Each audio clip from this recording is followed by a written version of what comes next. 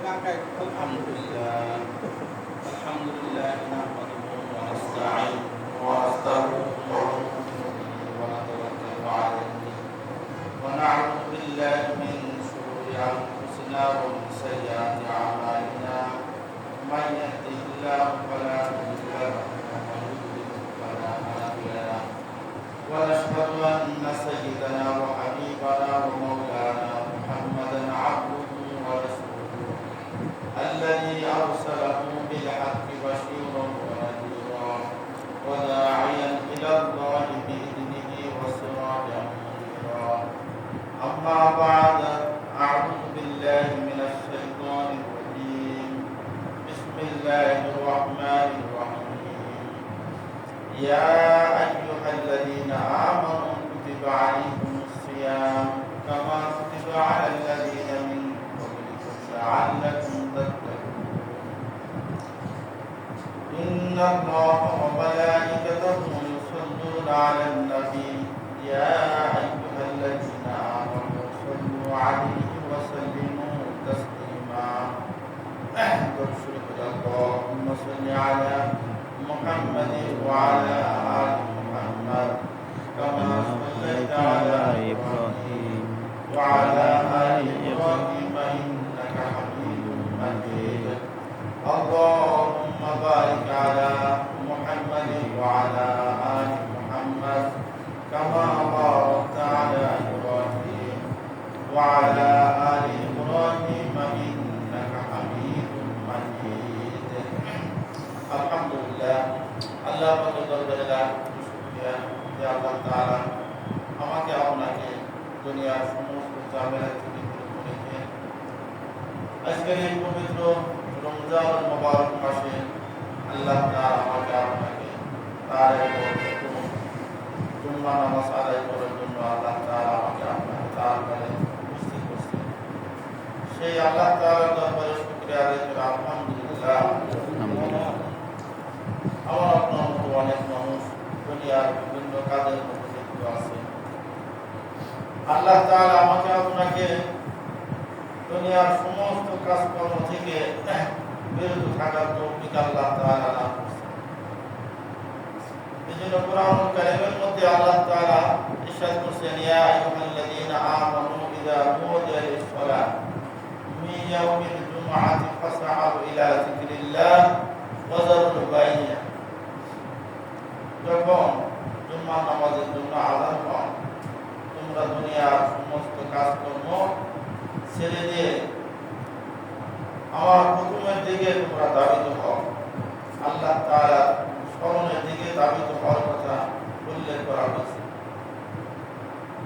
তারপরে আল্লাহ তাআলা বলছেন যে নামাজ শেষ করে ফাসআউ ইলা যিকরিল্লাহ ওয়া যারুল বাই'a, যে নামাজ শেষ করে তোমরা দুনিয়ার কাজের মধ্যে তোমরা ছড়ায় পড়ো।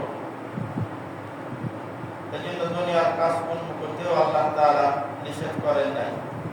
যে নামাজের শেষে যে মসজিদে তোমরা কি করো, আবার ময়দানে যার যে কাজ সেই কাজের জন্য তোমরা যাও। এজন্য আল্লাহ তাআলা হুকুম দুনিয়ার সমস্ত হুকুমের চাইতে বড় হুকুম। এই হুকুম সাহাবায়ে কেরাম তারা বুঝেছিলেন। এজন্য যখন আযান হয়েছে আল্লাহু আকবার, দুনিয়ার সমস্ত মানুষকে এই দাওয়াত দেওয়া হয়েছে যে কৃষি কাজ করে তাকে বলা হয়েছে যে কৃষক তোমার এই কৃষি কাজ ছোট, আমার হুকুম বড়। যে ব্যবসা করে তাকে এই আহ্বান করা হয়েছে যে ব্যবসায়ী তোমার ব্যবসা ছোট, আমার হুকুম বড়।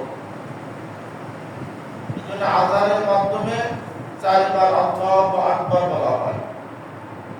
এই 4 বার আল্লাহু আকবার বলার উদ্দেশ্য হলো দুনিয়ার কিছু মানুষ আছে তারা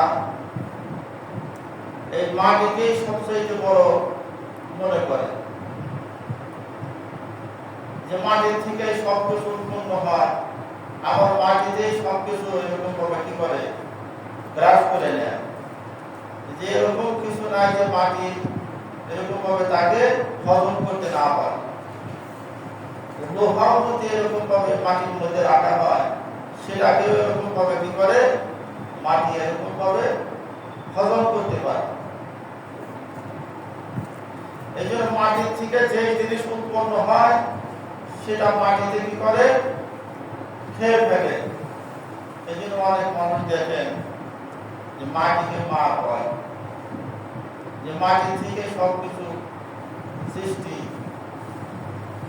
এই জন্য আল্লাহ তাআলা এই আযানের মাধ্যমে আল্লাহু আকবার বলে দুনিয়ার মানুষকে বোঝায় যে ও দুনিয়ার মানুষ, এই মাটি বড় নয়, যে মাটি বড় নয়, যে আগুন এমন এক পদার্থ যেটা সব কিছু পুরায় সাক্ষাৎ করে দিতে পারে। এই যে অনেক ধর্মের লোক আছে তারা আগুনের পূজা করে, বাতাসের পূজা করে, চন্দ্রের পূজা করে, সূর্যের পূজা করে, পানির পূজা করে। তারা মনে করে এগুলোই সবচেয়ে বড় শক্তি। আল্লাহ তাআলা এরকম ভাবে আযানের মাধ্যমে আমাদেরকে জানায় দেওয়া হয় যে হে দুনিয়ার মানুষ, এই মাটি বড় নয়, এই বাতাস বড় নয়, আগুন বড় নয়, পানি বড় নয়, এগুলোকে যে সৃষ্টি করছেন তিনি হলো সবচাইতে বড়। এগুলো যিনি মালিক তিনি হলো সবচাইতে বড়।